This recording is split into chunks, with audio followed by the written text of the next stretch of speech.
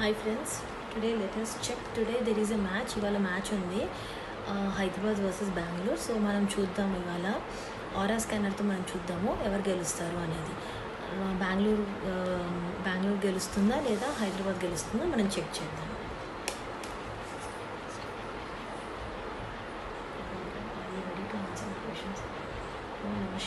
Answers ఇవ్వడానికి నేను రెడీగా ఉన్నారా? ఎస్ అని చూపించింది. నా కుడి పక్కన తిరిగింది కాబట్టి అది ఎస్.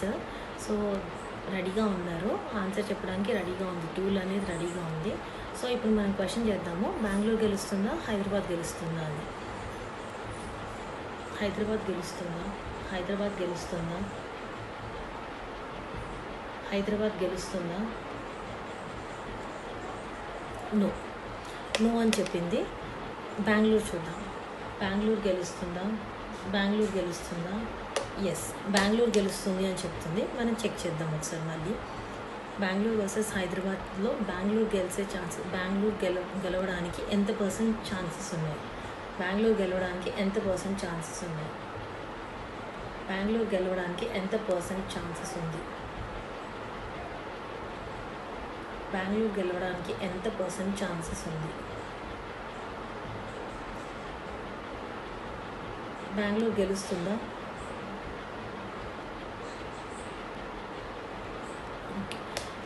పర్సంటేజ్లో ఇది చెప్పట్లేదు. సో బెంగళూరు అయితే గెలుస్తుంది అని వచ్చింది. హైదరాబాద్ గెలుస్తుందా? హైదరాబాద్ గెలుస్తుందా? నో అని చెప్తుంది. ఈరోజు మ్యాచ్లో హైదరాబాద్ వర్సెస్ బెంగళూరులో హైదరాబాద్ విన్ అయ్యేటట్టయితే లెఫ్ట్ తిరగండి. హైదరాబాద్ విన్ అయ్యేటట్టయితే రైట్ తిరగండి. బెంగళూరు విన్ అయ్యేటట్టయితే లెఫ్ట్ తిరగండి. బెంగళూరు విన్ అవుతే లెఫ్ట్ తిరగండి. లెఫ్టే తిరిగింది. So it means Bengaluru win అవుతుంది అని చెప్తుంది టూల్ అనేది.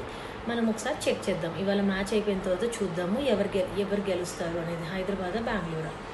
హైదరాబాద్ గెలుస్తుందా బెంగళూరు గెలుస్తుందా? హైదరాబాద్ నో.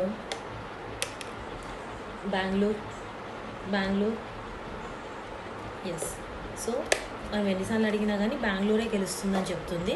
పర్సంటేజ్లో మాత్రం చెప్పట్లేదు. సో మనం చెక్ చేద్దాము, ఇవాళ రాత్రికి చెక్ చేద్దాము ఎవరు గెలుస్తారు అనేది. Thank you friends.